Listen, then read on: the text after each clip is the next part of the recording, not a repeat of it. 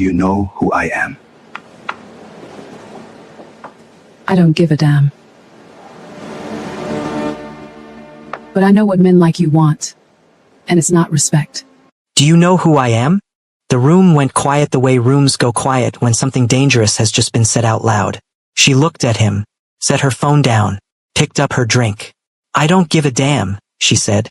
And that was the night J10 met the only person who would ever make him afraid. Not of dying, but of losing something. If you've been here before, you already know we don't do ordinary stories on this channel. And if this is your first time, you picked the right moment to arrive. Hit subscribe and turn on the notification bell so every new chapter finds you first. Then settle in, turn up your volume, and don't make any plans for the next 45 minutes. This story doesn't wait for anyone. The night soul breathes is different from the night, you know. It doesn't settle. It doesn't quiet. It crackles at the edges, neon bleeding into wet pavement, bass lines humming through the soles of your shoes, the low rumble of cars moving like they own every road they touch. It is a city that does not ask permission. A city that was built by people who understood that power is not given. It is taken, worn, carried like a second skin until the first one forgets it was ever bare.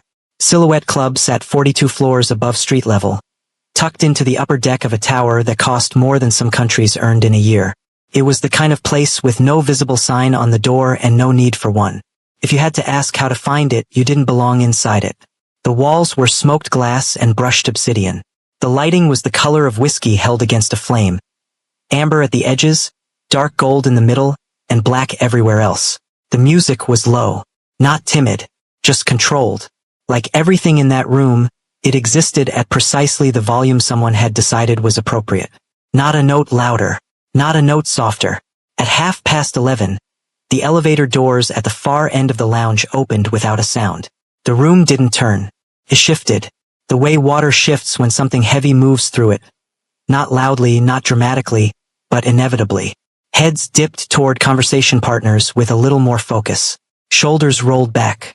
Laughter landed a half step earlier than it should have, just slightly too performed. Because J10 had arrived. He was 34 years old and carried it like a warning. Not tall in a way that demanded attention. He was simply tall in a way that made everything around him look smaller. He wore a black suit cut so precisely it seemed less like clothing and more like architecture. Notie.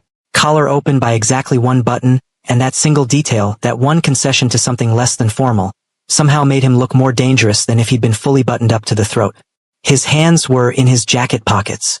His gaze moved across the room the way a camera pans across a landscape. Smoothly, without hurry, missing nothing. The four men who followed him in remained 2 steps behind at all times. They were big men, quiet men. The kind of quiet that isn't natural, the kind that is trained into a person the way other things are trained out of them. One of the bartenders set down a glass he had been polishing and reached beneath the counter. Not for a weapon. For a phone. He typed 3 words to a contact saved under no name. He's here. Now. J1 moved through the room, and the room accommodated him. A group near the bar drifted left without being asked. A woman standing near the window, beautiful, draped in red, angling herself to be noticed. Angled away from him instead when he passed. Instinctively, the way prey adjusts without understanding why. Everyone moved. Everyone, that is, except for the woman standing at the far end of the bar with one hand wrapped around a glass of water and the other hand holding her phone, reading something with the particular focus of someone who is genuinely interested in what they're looking at and has no intention of pretending otherwise. She had not looked up when the elevator doors opened. She did not look up now. Her name was Ama Mensa. She was 28 years old, the daughter of a Ghanaian engineer and a woman who had raised 3 children on pure will and a sharp tongue. And she had inherited both. She stood 5'6" in flat shoes. She was wearing flat shoes tonight, because she had been on her feet for 6 hours before coming here, and she had long since made peace with the fact that her comfort was not negotiable for the sake of anyone's aesthetic preference. Her locks were pinned up loosely, a few escaping around her face the way they always did. Her dress was not chosen to impress this room. It was chosen because she liked it. She was reading an article about biomechanics and the science of optimal recovery between training sessions, because she ran a fitness studio 2 streets over and she cared about getting things right. She was, in the context of this room, spectacularly uninterested in whatever had just walked through the door. J1 stopped. It was not a gradual thing. It was the way electricity stops, instantly with a small kind of shock. He had been moving toward the private booth at the far end of the lounge, the one kept permanently reserved, the one no one sat in unless he was present. The route took him directly past the bar. Past her. He stopped because she had not moved. He looked at her the way he looked at things that didn't make immediate sense. Steadily. Without impatience. The way a man accustomed to solving problems looks at the one variable that isn't behaving according to known rules. One of his men, the broadest one, with a jaw like a closed door, stepped forward half a pace. A quiet clearing of the throat. A reminder that presence was required. The woman did not look up. J1 raised one hand slightly. 2 fingers. The bodyguard stopped. He studied her for another moment. Then, with the deliberate calm of someone who had never once in his adult life needed to raise his voice to be heard, he said, "Do you know who I am?" She finished the sentence she was reading, put the phone face down on the bar, picked up her glass of water, took a single slow sip, set it down. Then she looked at him. Her expression was not rude. It was not afraid. It was not impressed. It was simply the expression of a woman who had been interrupted by something she had not sent for, and was now giving it exactly as much consideration as she felt it deserved. "I don't give a damn," she said. The words were not loud. They were not dramatic. They landed in the room like a stone dropped from a great height into still water, quietly, but with a force that moved everything around them. The bartender stopped breathing. The woman in the red dress turned slightly. The 4 men behind J1 went still in the particular way that men go still when they are calculating whether they are about to be required to act and what that action should look like. J1 looked at Ama Mensa. He did not speak. He did not move. He simply looked at her. The way you look at something that has just changed the shape of the room you thought you understood. And for a man whose face revealed nothing as a matter of long practice, there was something in his eyes that was very close to fascination. Then she turned back to her phone. He watched her turn back to her phone. And for the first time in longer than he could remember, J10 walked away from something he had not finished with. The private booth was dark mahogany and low lighting and perfect silence. The kind of silence that other sounds didn't enter unless invited.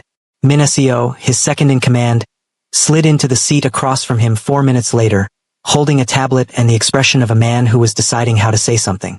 "The acquisition moved to Thursday," Minacio said. "The Busan crew is asking for a meeting before then. Tell them Wednesday. And the dock situation. Handled." He said the word the way he said most things. Like it was already done and had been for some time and the conversation was merely administrative. Minacio nodded. He made a note. He hesitated. "The woman at the bar," he said carefully. J1's eyes moved to him. Nobody knows her here. She's not connected to any of the usual. I didn't ask. Right? Minacio closed the tablet. Right? But J1 was already looking toward the bar again. She was still there. Still reading. She had ordered something. A small plate of something, olives and bread. And she was eating it with the unhurried ease of a woman who had come here for herself and was having a perfectly fine time regardless of everything else going on around her. He had been running the Eastern Operations Network of one of the most significant criminal organizations in South Korea since he was 26 years old. He had sat across the table from politicians and police commissioners and men who ran industries that employed tens of thousands of people. He had been feared, respected, negotiated with, and occasionally threatened by people who were subsequently never heard from again. No one had ever told him they didn't give a damn. Not like that. Not with that particular quality of serenity that meant it was true. He signaled the bartender without looking away from the booth's shadows. The woman at the far end of the bar. Find out who she is. Her name, he learned by the following morning, was Ama Mensa. Age 28. Born in Accra. Raised partly in London, partly in Seoul, which explained the accent that had been impossible to categorize. That flat, confident English delivery sitting on top of something with more warmth underneath. She had lived in Seoul for 4 years. She owned a small fitness studio called Groundwork in the Mapo district. Functional training, injury rehabilitation, personal coaching. The studio turned a modest profit. She had 5 regular staff, 12 weekly class slots, and a client review score of 4.9 out of 5. She had no criminal record, no political affiliations, no known associations with any of the families or organizations that moved through his world. She was, by every measure, exactly what she appeared to be. A woman who ran a gym, lived alone in a clean apartment 2 blocks from her work, trained herself every morning at 5:30 before her first client arrived, and had walked into Silhouette Club the previous evening because one of her clients was celebrating a birthday and had sent her a +1. J1 read the report twice, set it down. Then he read it a third time, specifically the line that said, "No known associations." Nobody in his world had no known associations. Everyone was connected to something. Everyone owed something to someone. That was the architecture of the city he lived in, invisible threads running from every person to every other person. A web of debt and leverage in history. She had none. She was just a woman who had looked at him and decided he wasn't worth disrupting her reading. He told himself this was a security consideration, that a person with no traceable associations was statistically more unpredictable than a person embedded in a known network, that it was responsible, even prudent, to understand her better. He told himself this. He did not entirely believe himself, but he told Minacio to keep a loose watch regardless. Groundwork Fitness Studio smelled like rubber and chalk and the particular clean sweat honesty of a space where real work happened. It was nothing like the chrome and mirror performativity of the big commercial gyms in Gangnam. The walls were exposed brick. The equipment was heavy and serious and showed the signs of regular use. On one wall someone had painted, in simple block letters, the words, "The body knows what the mind is afraid to admit."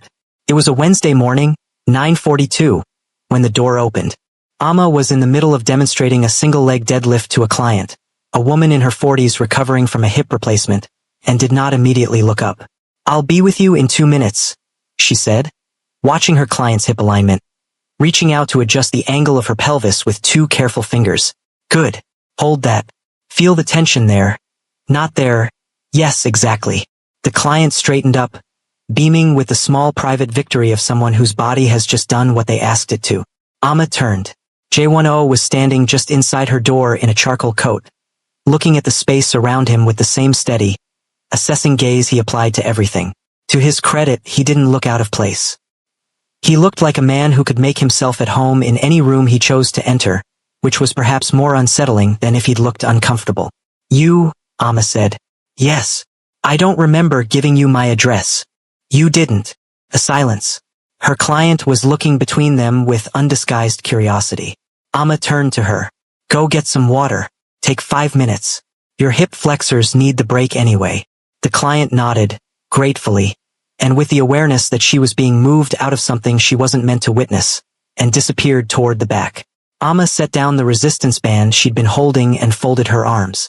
"We're closed for private clients until 11, she said. "Walk-in assessments are Fridays." "I didn't come for an assessment." "Then what did you come for?" He looked around the studio once more, slowly, the way he did everything, and then back at her. "I came to see what kind of person opens a place like this. What kind of place do you think this is?" "An honest one," he said. It was not what she had expected him to say. She could see that he could see that, and he did not appear to be particularly bothered by the slight advantage this gave him. "You need to leave," she said, not unkindly, but without any room for negotiation. He looked at her for one more moment, that same quality of attention, as if he were committing her to some internal record, and then he turned and walked out. She stood in the middle of her studio for 3 full seconds after the door closed. Then she went to get her client. He came back on Friday. He did not pretend it was for a walk-in assessment. He simply arrived at 9:45, when the early morning rush had cleared and the 11 o'clock group hadn't come in yet, and he sat down on the bench near the entrance, a bench designed for people waiting, which he appeared to be doing, and waited. Amma came out of the office with a coffee in one hand and a tablet in the other and stopped when she saw him. "You again. Me again." She looked at him for a long moment. Then she went to the mini fridge behind the small reception desk, pulled out a bottle of water, and held it out to him. Not warmly, not unwarmly, simply the way a person offers water to another person who is sitting in their space. He took it. She sat on the other end of the bench, a full arm's length away, and opened her tablet. "You have 5 minutes, she said. "Before my next client. Whatever you want to say it." "I don't want to say anything yet." She looked at him over the edge of the tablet. "Then why are you here?" "Because you're the only person in this city who's treated me like a human being in recent memory," he said. "And I'm still deciding what to do with that." It was the most honest thing she had heard anyone say in a long time. The kind of honest that comes out of nowhere and sits in the air between two people before either of them can decide whether to acknowledge it. She looked at him. He looked back at her. The door opened behind them, her 11 o'clock client, early. The moment closed itself like a book. He began appearing with a regularity that was impossible to call coincidence and impossible to call intrusion. He never touched her equipment. He never interrupted a session. He simply arrived, sometimes with coffee from the place down the road. The good one, she noticed, the one with the single origin beans, not the chain on the corner, and he would sit for 20 minutes or half an hour watching her work and then he would leave. On the 6th visit, she said, "You know you're making my clients nervous." "Am I making you nervous?" No. "Then they'll adapt." She almost laughed. She didn't, but she almost did. "You still haven't told me your name," she said. A pause. J1. Just J1. For now. She filed this away. They were standing closer than they usually stood. She had been demonstrating a movement and he had come closer to look, and then neither of them had moved back. She could see the line of his jaw. The small scar below his left ear that she hadn't noticed before, that looked very old, that had not been made by an accident. She looked at it for exactly 1 second and then looked away. "You walk around like you own the world," she said. "Sometimes I do." "What does that mean?" He looked at her.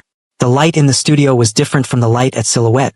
It was working light, no glamour to it, the kind of light that shows you exactly what's there and nothing more.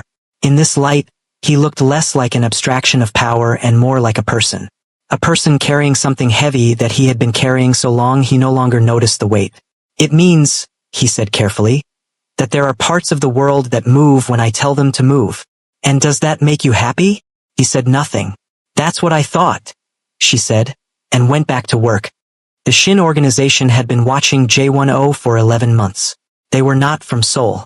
They were from Incheon originally, though they had spread south and east over the years the way organizations like theirs spread, through acquisition, through pressure, through the quiet replacement of people who had been in key positions with people who were not. Their leader was a man called Shin Dae-young, and he was 61 years old, and he had been patient for a very long time. He was sitting in the back room of a restaurant that served excellent marinated crab to people who came for the crab and did not look too carefully at the rooms beyond the kitchen when one of his lieutenants placed a photograph on the table. "She's nobody," the lieutenant said. "Studio owner. No connections." Shin Dae-young picked up the photograph. He looked at it for a while. "He's been to her studio 6 times, the lieutenant said. "He came to the club where she was. He sends men to keep a loose eye on her building. And she doesn't know who he is. We don't believe so, no." Shin set the photograph down. He picked up his chopsticks and turned his attention back to the crab. "He has been untouchable," he said quietly, "because he has never had anything to lose." The lieutenant waited. "Find out what she is to him," Shin said, "and then we'll understand what she's worth to us." Amma found him outside the studio at 7:15 on a Tuesday morning, leaning against the wall with his phone to his ear, speaking in a voice too low to hear, wearing the look of a man who was managing something difficult and doing so with the kind of exhausted control that came from years of practice. He saw her. He finished the call. He put the phone away. "You're early," she said. "I had a meeting nearby." She looked at him. He looked back. There was something in his face this morning that was different. Not less guarded exactly, but the guard was tired. She recognized tired. She had seen it in clients, in people who came to her not because they wanted to get fit, but because they needed somewhere that the world couldn't follow them. She had learned, over years, to recognize that specific kind of exhaustion that had nothing to do with the body. "Come in," she said, unlocking the door. He followed her inside. She made 2 coffees, she had a proper machine, not a capsule thing, and she ground the beans herself. She handed him one without asking how he took it, because she had noticed over 6 visits exactly how he drank it and she saw no point in pretending otherwise. He looked at the mug. He looked at her. "How did you end up here?" he asked. "In Seoul. My mother's side has family here, and I needed a city that would push back. Push back. I don't do well in places that are easy," she said. "I needed somewhere that would require something from me." He looked at her for a long moment. "And has it? Required something?" "Every single day," she said. "That's why I stay." He nodded slowly. He drank his coffee. He looked at the wall with its painted words. The body knows what the mind is afraid to admit, and he stayed there for longer than usual. When he left, he paused at the door. "Someone is watching your building," he said. "Not my people." A different kind of watching. She went still. Don't change your routine, he said. Not yet. I'm handling it. He left before she could ask what that meant. That evening, 2 of J1's men changed their rotation. The loose watch on Amma's building became something more deliberate. Car at the end of the street. A second pair of eyes on the alley behind the studio. Nothing that would be visible to a person who didn't know to look. But coverage careful and complete. J1 did not tell Minacio why. Minacio did not ask. He had been with J1 for 8 years, which was long enough to know the shape of certain silences. Instead, he said, "The Silhouette event is Thursday. The Tegu group wants to finalize the waterfront agreement in person." Thursday, J1 confirmed. "Will you need standard detail?" He paused in the doorway of his office. A long, clean room on the 41st floor with a view of the Han River that turned gold and silver at this hour. A room that had never been warm, that had been designed to project exactly the right amount of power and exactly nothing else. "She doesn't know yet," he said. Not to Minacio exactly, to himself. "Know what? Who I am." A pause. "What I am." Minacio was careful with his next words. "And when she does?" J1 turned back to the window. The river caught the last of the evening light and held it. "Then I'll know something true about her," he said. Either way. Thursday night arrived cold and precise, the air carrying the particular bite of late autumn in Seoul. Clean and sharp, the kind of cold that doesn't apologize for itself. Silhouette Club was at capacity, which for a venue like this meant 60 people in expensive clothes generating the low-frequency hum of serious conversation and serious money. The Tegu group occupied one side of the main floor. J1's people occupied the other. In between, the regular clientele maintained the fiction of normalcy with commendable commitment. Amma was not supposed to be there. She was there because her client, the same woman whose birthday had first brought her through Silhouette's doors, had called that afternoon in a state of high social anxiety about an event she'd been dragged to and needed, she said, a steady presence. Amma had come because her client had needed her, and Amma was, at her core, a person who showed up when she was needed. She saw him immediately. He was across the room, standing with 3 men in suits, and the quality of attention everyone in his vicinity gave him, the slight orientation of all bodies toward him, the unconscious deference, was more legible to her now than it had been the first night. She watched the room the way she watched biomechanics, looking for patterns, and the pattern here was clear. Everyone in this room was oriented toward J10 the way compass needles orient toward magnetic north.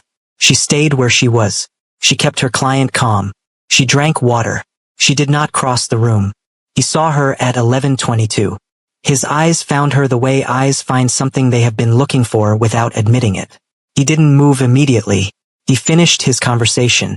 Then, with the unhurried inevitability of water finding its level, he crossed the room. "You're here," he said. "My client needed a +1. Again."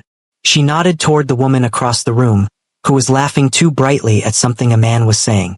"She's fine. She just needed to not be alone for the first 30 minutes. He looked at her client, then back at Amma. "You came to a room like this because your client needed you." "That's what I said." Something moved across his face. Not softness exactly, too much weight behind it for softness, but something adjacent, something that looked like recognition. "You should have told me you were coming," he said. "I didn't know I needed to report my schedule to anyone." "You don't." He said it quickly, precisely. "You don't. He stopped. She watched him not finish the sentence. "Are you all right?" she asked. It was such a simple question, such a direct, human, unguarded question. He looked at her as if she had said something in a language he had almost forgotten. "I will be," he said. "That's not what I asked." He opened his mouth. He closed it. The shot, when it came from the direction of the east corridor. Not a shot, not immediately. First, a sound. A crack, contained, controlled, the sound of something purpose-built for exactly this kind of space. Then the east wall erupting in a spray of plaster. Then screaming, bright and immediate, as 60 people simultaneously comprehended what was happening and moved in 60 different directions. J1's bodyguards were already in motion. 2 toward him, 2 toward the corridor. The Tegu delegation was scattering. The bartenders were dropping behind their counters. Somewhere a glass shattered. Amma did not scream. She assessed. In the chaos, in the wheeling movement of panicking bodies, she saw him, J1, moving with his guards, moving toward the south exit, and she saw, from the angle of her position by the far wall, what he could not see from his. A man in a gray jacket had come in through the east door and moved not toward the center of the room but along the perimeter, moving fast and quiet and very deliberately toward the south exit, toward where J1 was moving. He had something in his right hand. He was close, 12 feet, 10, 8, and everyone between them was looking the wrong way or running or down. Amma moved. She had spent 4 years working with bodies, understanding their trajectories, their weight distribution, how they move through space. She was across the distance in 4 steps, not running in panic but moving with the focused efficiency of someone who had made a decision and was executing it. And she hit J1 from the left side, low and hard, driving her shoulder into his ribcage and pulling him down and sideways with the full controlled leverage of someone who knew exactly what she was doing. The shot went wide. She heard it. She felt it, felt the air move above them, and then they were on the floor together and she had one hand on the back of his head pressing it down and the other braced on the ground, and she was looking up to see where the man in gray was. He was gone. 2 of the bodyguards were already behind him. Beneath her, J10 was very still. She lifted her head. She looked down at him. He was looking up at her with an expression she had never seen on his face before. Not fear, because fear was not available to him, but something that was its closest relative. Something stripped and unguarded that he had not planned to show anyone. "Are you hurt?" she said. He took a breath. He looked at her. "No," he said. His voice was different. Still low, still even, but with a texture in it that hadn't been there before. She sat back. She took a breath. Her hands were completely steady, which later would surprise her, because her heart was going like a drum. His guards surrounded them both. One reached for her, not roughly, but with the automatic protective instinct of a man whose entire job was the elimination of threats from the vicinity of one specific person. "She's not a threat." J1's voice. Immediate. Hard. "Don't." The guard stepped back. J1 sat up. He looked at her. He had been shot at before. He had been in rooms that became violent before. He had been in every variety of danger that his world produced, and he had navigated all of it with the particular cold competence of a man who had learned early that the only reliable protection was the absence of surprise. He had been surprised. By her. "How did you?" He stopped. "I was watching the room," she said simply. "I watch how people move. It's what I do." He looked at her for a long moment. The room around them was still chaos. People streaming toward exits, someone crying, the thud of running feet in the corridor. The only still point in it was the 2 of them, sitting on the floor of Silhouette Club, facing each other. "Who are you?" he said. "You know who I am." "I know your name," he said. "I know where you live and where you work and how long you've been in this city." Pause and something raw in it. "I don't know who you are." She looked at him. "You're bleeding," she said quietly. A cut above his ear. From the fall, from the floor, nothing serious, but present. She reached into the small bag she'd been carrying, found the travel first aid kit she kept out of the habit of someone who spent their days preventing and managing physical injury, and pressed a folded gauze pad against the cut. He held very still. She held it there, her fingers against the side of his head. "My name is Amma," she said. "I came here for my client. I'm a fitness instructor. I used to play rugby at university." A pause. "And I don't like watching someone get hurt when I could have done something about it." He put his hand over hers. Gently, briefly, just long enough to take over holding the gauze in place. "Come with me," he said. "I need to get you out of here. I need to find my client. My people have already moved her. She's safe. Please." She looked at him. She had known, she realized, since she had seen the car at the end of her street for 3 nights running. Since he had told her someone was watching her building and he was handling it. She had known in the way that you know things you're not yet ready to name, in the body first, in the quiet awareness that the shape of your life has shifted around something new and heavy and not yet visible. She didn't know everything yet, but she knew enough. She stood up. She offered him her hand. He took it. The car was already waiting at the building's lower level. A black vehicle, no plates visible, one of his men holding the rear door with the precision of long practice. They moved fast and quiet through the building's service corridors, which J1 navigated from memory, and Amma noted this without comment. He sat beside her in the back of the car. His men were in front.